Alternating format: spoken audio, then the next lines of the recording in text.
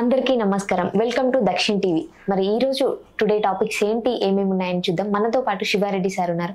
నమస్తే శివారెడ్డి సార్. నమస్తే మేడం. ఈ రోజు టాపిక్స్ గురించి మనం మాట్లాడితే 6 పథకాలు అమల్లోకి వచ్చాయి. ఆల్రెడీ మన సీఎం రేవంత్ రెడ్డి గారు అమలు తెస్తున్నాము అని ఒక పథకం అనేది రిలీజ్ చేశారు 6 పథకాలతో. దాంతో పాటు మన కవిత గారు వ్యాఖ్యలు చేశారు. మరి నిరుద్యోగాభివృద్ధి గురించి ఏది పథకము, అందరి గురించి బాగానే మాట్లాడినావు అన్నట్లయితే కొన్ని వాక్యాలు టీఆర్ఎస్ కవిత అయితే ఫ్రాంక్లీ నేను కూడా ఈరోజు మార్నింగ్ పేపర్ లో చూశాను అది.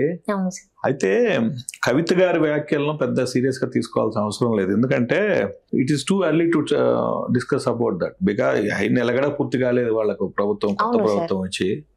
సో చెప్పాలంటే కంపారిటివ్లీ గతంతో పోలిస్తే చాలా స్పీడ్ గానే నిర్ణయాలు తీసుకుంటారు.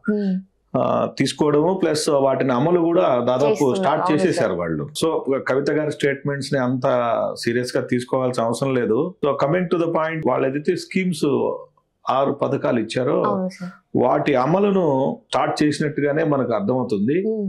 ఎందుకంటే వాళ్ళ యొక్క ప్రధానమైన పథకాలు మహాలక్ష్మి, గృహజ్యోతి, యువ వికాసం, ఇంద్రమ్మ ఇండ్లు, చేయూత, భరోసా. సో ఈ 6ంటికి సంబంధించినటువంటి స్కీమ్స్ కి ఎలిజిబిలిటీ ఏంటి, ప్రతి రాష్ట్రానికి ఆ రాష్ట్ర ప్రజల అవసరాలే ముఖ్యం కాబట్టి సో ప్రత్యేకంగా ఆ రాష్ట్రంలో ఉండే వాళ్ళ ఆధార్ కార్డులను కలెక్ట్ చేయడము, వాళ్ళకంతా ఒక గ్రూప్ తయారు చేస్తే కానీ వాళ్ళకు ఒక ఎవరికి ఈ పథకాలు అమలు చేయాలి, ఏ వయసు వాళ్ళకి చేయాలి, ఏ అర్హత ఉన్న వాళ్ళకి చేయాలనే ఈ అర్హతలు వీటికి సంబంధించినటువంటి ఇప్పుడంతా కూడా ఒక పాలసీ తీసుకొచ్చారు. వాళ్ళు ఒక పాలసీ కూడా ఇచ్చారు. అంటే అర్హత ఉండాలంటే ఆధార్ కార్డు ఉండాలి, ఓటర్ ఐడి ఉండాలి, వారు ఊరిలో పలాని ఎన్రోల్మెంట్స్ చేసుకోవాలి, ఇవన్నీ ఒక లిస్ట్ ఇచ్చారు వాళ్ళు.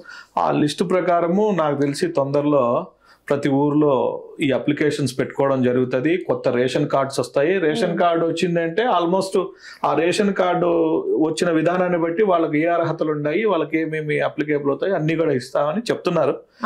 చూద్దాం, ఇప్పుడే కదా వచ్చింది 1 month లోనే. ఇప్పటికే చాలా బాగా పర్ఫామ్ చేస్తున్నారు. కళ్ళకైతే వాళ్ళు చెప్పిన ప్రకారమే ఫ్రీ బస్ ఇస్తున్నారు.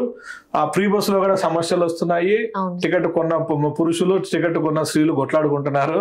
సో నాకు తెలిసి ఈ మధ్యనే పురుషులకు ప్రత్యేకమైనటువంటి సీట్స్ కూడా కేటాయించినట్టు తెలిసింది.